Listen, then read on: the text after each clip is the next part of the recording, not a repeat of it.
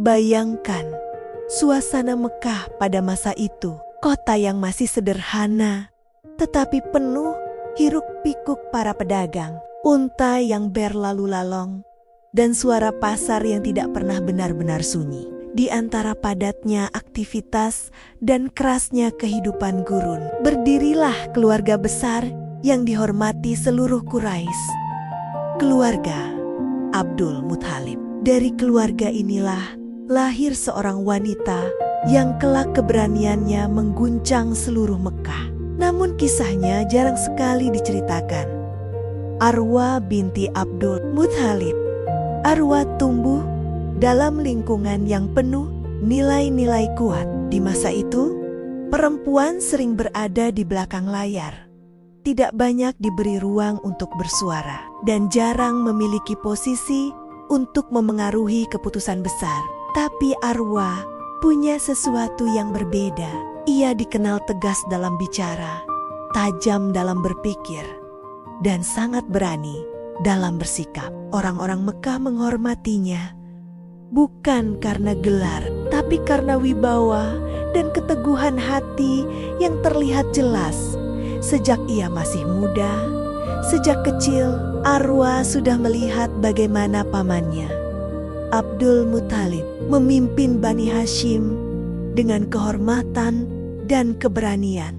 Nilai-nilai itu tertanam dalam dirinya. Dan ketika Nabi Muhammad lahir keponakan kecil yang lembut, cerdas, dan selalu sopan, Arwa termasuk orang yang sering memperhatikan pertumbuhannya. Ia tahu Muhammad bukan anak biasa. Sejak kecil, beliau dikenal jujur, tidak pernah berdusta, tidak pernah menyalahi amanah. Semua orang menyebutnya Alamin, orang yang dapat dipercaya. Dan Arwa tahu itu lebih dari siapapun. Tetapi ketika Muhammad menginjak usia 40 tahun dan mulai menyampaikan wahyu yang pertama, suasana Mekah berubah. Gempar, kaget, marah. Banyak tokoh Quraisy menolak ajaran baru yang dibawa Nabi. Mereka merasa tradisi nenek moyang dihina, berhala-berhala mereka dicela, dan kedudukan mereka terancam. Dan dalam hitungan hari, kecaman terhadap Nabi semakin kuat. Dari ejekan beralih menjadi intimidasi. Dari intimidasi berubah menjadi ancaman. Di antara semua kegelisahan itu, Arwa melihat bagaimana keponakannya disudutkan. Ia melihat bagaimana tetangga yang dulu ramah kini memalingkan wajah. Ia mendengar kabar bagaimana para pemuka Quraisy membicarakan cara untuk menghentikan dakwah Nabi.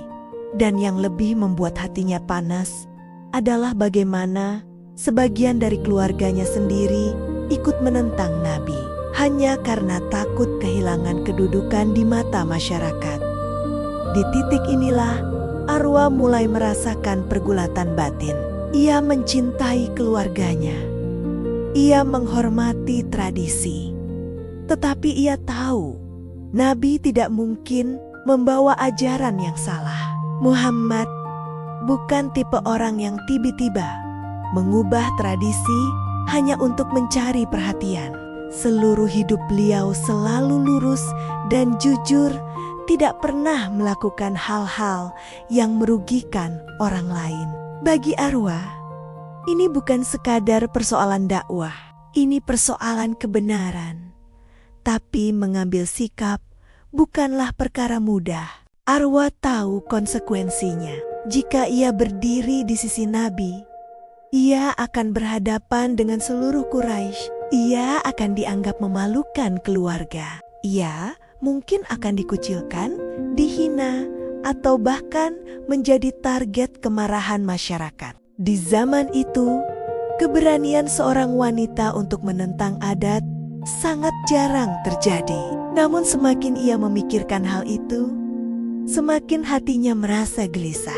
Ada dorongan di dalam dirinya yang mengatakan bahwa diam adalah pilihan yang paling pengecut. Setiap malam Arwa memikirkan keadaan itu. Ia menyaksikan semua drama yang terjadi di keluarga besar Bani Hashim. Ada yang mendukung Nabi, tetapi lebih banyak yang takut dan memilih menjauh. Ia mendengar keluhan beberapa wanita Quraisy yang mengatakan bahwa ajaran Muhammad hanya membuat kehidupan mereka kacau. Namun Arwa mengamati semuanya dengan cara yang berbeda. Ia justru melihat keberanian keponakannya berjalan melawan arus. Ia melihat bagaimana Nabi tetap sabar, tidak membalas ejekan, dan terus menyampaikan kebenaran dengan lembut. Semakin Arwa memperhatikan, semakin hatinya condong pada satu kesimpulan. Muhammad tidak berdusta. Ia membawa sesuatu yang benar. Meski kebenaran itu berat diterima banyak orang, dan ketika sebuah kebenaran muncul, selalu ada orang-orang yang akan menentangnya. Mekah pun terus bergejolak. Tekanan meningkat. Para pengikut Nabi mulai mengalami penderitaan. Namun Arwa tidak bisa lagi hanya berdiri sebagai penonton. Ada suara dalam dirinya yang berkata, "Jika bukan aku yang membelanya, siapa lagi?" Dan sah-sah saja bagi orang lain untuk takut. Tapi Arwa dengan keberanian yang diwariskan dari keluarganya, tahu bahwa ini adalah saatnya untuk mengambil sikap. Dan itulah titik awal kisah besar ini.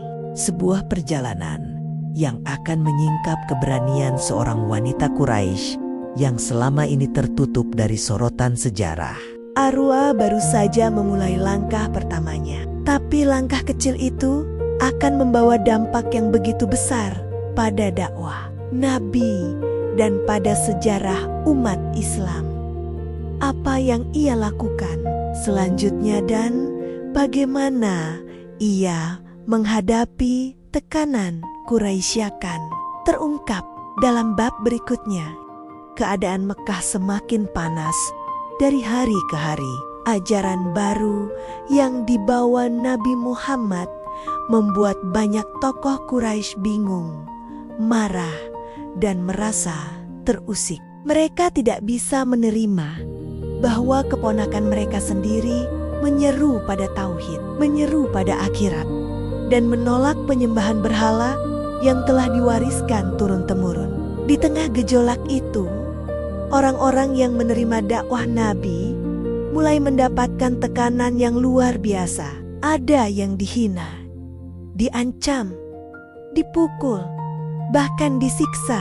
Yang lemah semakin dipaksa menyerah, yang kuat dipaksa diam. Suasana seperti ini tersebar di seluruh sudut Mekah. Seolah-olah setiap pojok kota sedang mengawasi siapa saja yang berani mengikuti Nabi. Arwa melihat semua itu. Setiap kali ia berjalan melewati pasar, ia mendengar orang-orang berbisik, menyebut nama Muhammad dengan nada mengejek. Bila ia berkunjung ke rumah keluarga besar Hashim, ia mendengarkan perdebatan panas antara mereka yang mendukung Nabi dengan mereka yang menentangnya. Bahkan keluarga sedarah pun mulai terpecah menjadi dua kubu. Semakin hari, tekanan itu tidak hanya menimpa Nabi dan para pengikutnya, tetapi juga menyelimuti keluarga besar beliau. Sebagian dari mereka takut citra keluarga tercoreng. Sebagian lainnya takut keselamatan mereka terganggu. Namun Arwa tidak melihat hal itu sebagai ancaman. Yang ia lihat justru adalah keberanian luar biasa yang terpancar dari keponakannya. Suatu siang, Arwa memberanikan diri untuk mendatangi rumah Nabi. Ia tidak datang sebagai bibi yang ingin menyapa keponakannya, tetapi sebagai seorang wanita yang sedang mencari jawaban atas kegelisahannya. Nabi menyambutnya dengan senyuman yang lembut.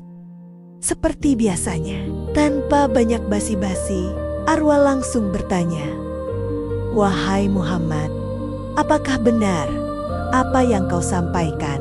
Apakah benar kau menerima wahyu dari Tuhanmu?" Pertanyaan itu sederhana, tetapi mengandung beban besar. Nabi memandang Arwa dengan tenang dan menjawab, "Wahai bibiku, demi Allah, aku tidak pernah berdusta. Apa yang aku sampaikan adalah amanah dari Allah." Jawaban itu membuat Arwa terdiam cukup lama. Bukan karena ragu, tetapi karena hatinya bergetar. Selama hidupnya, ia belum pernah melihat Muhammad mengucapkan satu kebohongan pun, apalagi mengaku membawa wahyu jika itu tidak benar. Dalam sekejap, kegelisahannya mereda. Ia pulang dengan hati yang lebih tenang. Dan sejak hari itu, ia tahu apa yang harus ia lakukan. Namun keputusan untuk membela Nabi di saat semua orang menentangnya bukan keputusan ringan. Setelah kabar tersebar bahwa Arwa mulai menampakkan simpatinya kepada Nabi, beberapa pemuka Quraisy mulai mengunjungi rumahnya. Mereka datang dengan dalih ingin menasehati. Padahal tujuan mereka jelas. Mereka ingin membuat Arwa gentar.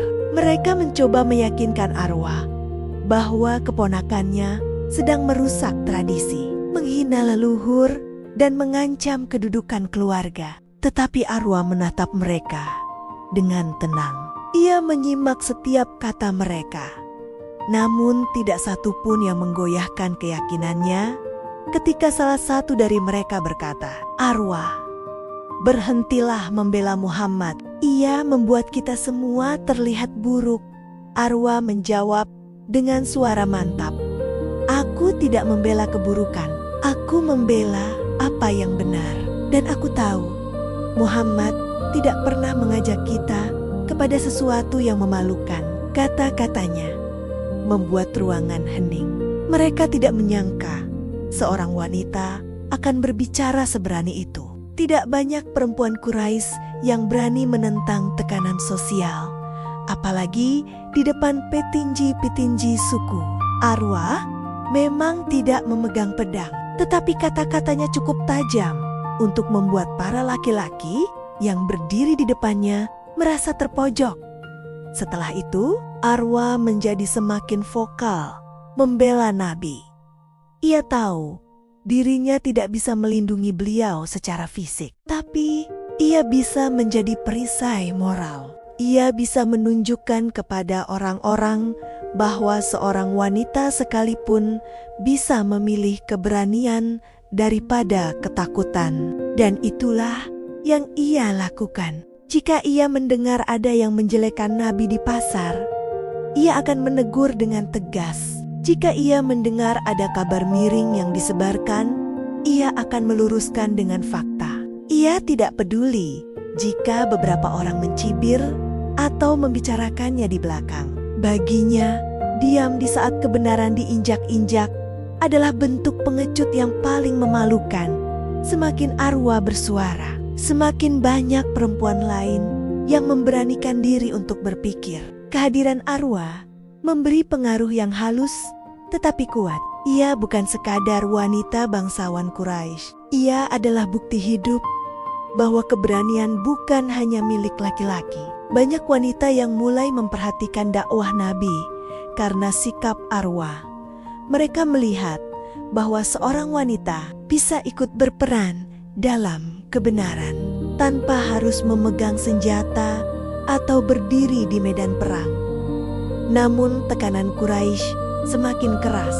Para pengikut Nabi disiksa lebih sadis. Beberapa keluarga mulai diisolasi, dagangan mereka diboikot, dan hubungan sosial mereka diputus secara paksa. Suasana ini membuat Arwa bertanya-tanya, sampai kapan ini akan berlangsung? Apa yang harus kulakukan selanjutnya? Dan ketika keadaan mencapai titik paling kritis, Arwa sadar bahwa keberanian yang ia miliki akan segera diuji lebih besar daripada sebelumnya. Apa yang ia hadapi di depan akan jauh lebih berat. lebih menakutkan dan lebih menentukan daripada segala hal yang telah ia lakukan sejauh ini. Dan ujian itu akan membuka babak baru dalam hidupnya, babak yang membuat seluruh Quraisy mengetahui bahwa Arwa bukan hanya bibi Nabi, tapi salah satu wanita paling berani yang pernah mereka kenal.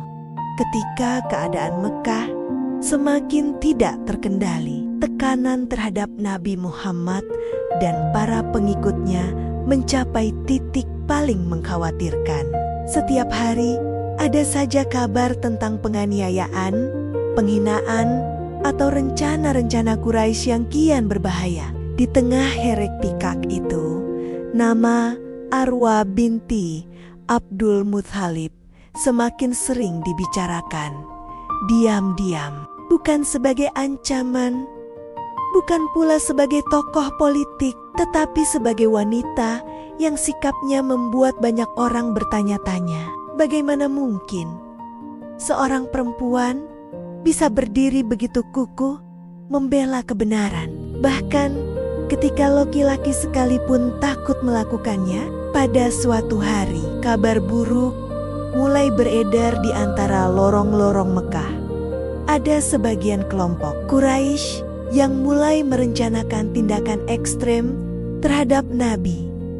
Persekongkolan kecil mulai muncul, berkumpul di tempat-tempat tersembunyi, membicarakan bagaimana caranya menghentikan dakwah Nabi dengan cara apapun. Ada yang ingin mempermalukan beliau di depan umum, ada yang ingin menangkapnya, bahkan ada yang ingin mencelakakan beliau secara langsung. Kabar ini sampai ke telinga beberapa keluarga Bani Hashim dan dengan cepat menyebar ke rumah Arwa. Saat mendengar berita itu, hati Arwa mendidih. Ia tidak percaya bahwa rasa takut dan kebencian bisa membuat orang-orang yang dulu saling menghormati menjadi begitu kejam. Ia duduk lama di ruangannya, matanya memandang keluar jendela, dan wajahnya terlihat begitu serius. Apa yang ia khawatirkan selama ini ternyata benar-benar terjadi. Jika Quraisy mulai kehilangan akal sehat, tidak ada yang tahu bahaya apa yang menunggu keponakannya nanti. Arwa tahu bahwa saat itu bukan lagi waktunya untuk diam. Keberaniannya selama ini baru pada tahap berbicara, menegur dan menyangga moral keluarga Nabi. Tapi jika Nabi benar-benar berada dalam ancaman, ia harus melakukan sesuatu yang lebih besar. Ia harus menunjukkan kepada Quraisy bahwa ancaman terhadap Nabi sama saja dengan menantang kehormatan keluarganya sendiri. Dan baginya, kehormatan keluarga bukan sesuatu yang boleh dinokinjek demi kepentingan siapapun. Dengan tekad yang menguat, Arwa memutuskan untuk mendatangi rumah tempat sejumlah tokoh Quraisy berkumpul. Ia tidak tahu bagaimana reaksi mereka nanti, tetapi ia tidak peduli. Ia berjalan dengan langkah tegap melewati jalan-jalan Mekah sambil menutupi rambutnya dengan kain yang rapi. Banyak orang memandangnya, sebagian dengan heran, sebagian dengan penasaran. Tidak banyak perempuan Quraisy yang berani mendekati majelis laki-laki, apalagi dalam suasana yang sedang tegang seperti itu. Ketika Arwa memasuki ruangan tempat para pemuka Quraisy bertemu, suasana langsung berubah hening. Mereka tidak menyangka seorang wanita akan datang, dan mereka lebih tidak menyangka lagi bahwa wanita itu adalah Arwa binti Abdul Muthalib yang terkenal tegas. Semua mata memandangnya, sebagian sinis, sebagian bingung, tetapi Arwa tidak gentar. Ia berdiri tegak di tengah ruangan, mengarahkan pandangannya pada orang-orang yang selama ini paling keras menentang Nabi. Dengan suara lantang dan jelas, ia berkata, "Aku mendengar kalian ingin menyakiti Muhammad. Apa kalian lupa siapa dia? Apa kalian lupa siapa keluarganya? Jika kalian berani menyentuhnya, kalian tidak hanya berhadapan dengan para lelaki Bani Hashim, kalian berhadapan denganku, Arwa binti Abdul Muthalib. Ruangan itu berubah semakin hening, lebih sunyi dari sebelumnya. Para laki-laki Quraisy saling berpandangan, tidak percaya bahwa seorang wanita berbicara seperti itu. Mereka terbiasa menghadapi laki-laki yang marah, tetapi tidak pernah menghadapi seorang wanita yang berdiri dengan keberanian seperti Arwa. Tidak ada rasa takut, tidak ada keraguan. Suaranya penuh wibawa, bahkan membuat beberapa lelaki terdiam karena tidak menemukan jawaban. Bagi Arwa, ancaman itu bukan untuk menakuti mereka semata. Itu adalah deklarasi bahwa ia siap menanggung risiko apapun demi melindungi Nabi. Ia tahu bahwa Kota Katania bisa membuatnya dimusuhi, disingkirkan, atau dihina. Namun ia tidak peduli. Keberanian Nabi selama ini menginspirasi banyak orang, dan Arwa merasa ia harus menunjukkan bahwa keberanian itu bukan hanya milik kaum laki-laki. Setelah pertemuan itu, nama Arwa menyebar semakin luas di Mekah. Banyak wanita membicarakannya dengan takjub. Banyak laki-laki diam-diam menghormatinya, meski mereka tidak berani mengakuinya. Dan para pemuka Quraisy mulai berpikir ulang sebelum melakukan sesuatu yang nekat. Bagi mereka, keberanian Arwa adalah pengingat bahwa keluarga Nabi bukan keluarga lemah yang bisa diperlakukan semena-mena. Seiring waktu berjalan, dakwah Islam semakin berkembang. Walau tekanan terus ada, kedudukan Nabi mulai semakin kuat. Beberapa tokoh Quraisy mulai melemah. Sebagian pengikut Nabi hijrah, sebagian lainnya tetap bertahan di Mekah. Dalam setiap fase itu, Arwa terus berada di belakang dakwah Nabi, mendukung dengan cara-cara yang ia mampu.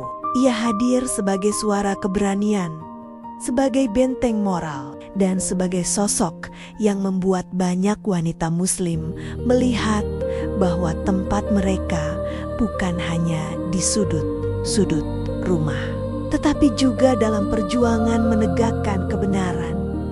Arwa tetap hidup hingga Islam semakin jaya. Ia hijrah. Ia menjalani kehidupan baru bersama umat Islam. Dan ia wafat dalam keadaan beriman penuh keyakinan.